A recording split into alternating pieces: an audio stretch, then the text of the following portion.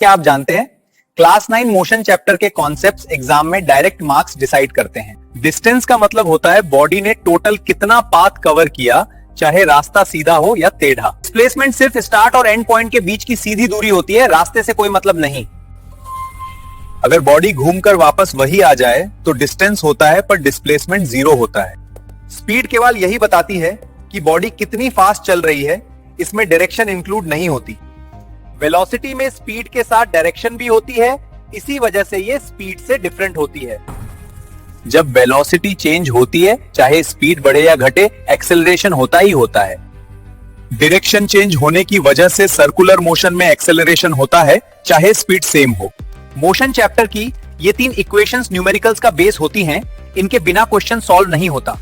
जब क्वेश्चन में टाइम और एक्सेलरेशन दिया हो, तब फाइनल वेलोसिटी निकालने के लिए v equals u plus at use होता है। डिस्टेंस निकालने के लिए s equals ut plus half a t square use होती है। ये बोर्ड्स का फेवरेट न्यूमेरिकल होता है। जब क्वेश्चन में टाइम दिया ही ना हो, तब third equation v square minus u square equals 2ac use होती है। डिस्टेंस टाइम ग्राफ की स्ट्रेट लाइन बताती है कि बॉडी यूनिफॉर्म मोशन में मूव कर रही है। स्पीड टाइम ग्राफ में स्लोप एक्सेलरेशन बताता है और ग्राफ के नीचे का एरिया डिस्टेंस होता है। ग्राफ से ही मैक्सिमम स्टूडेंट्स गलती करते हैं, इसलिए मोशन चैप्टर में ये पार्ट सबसे ज्यादा स्कोरिंग होता है।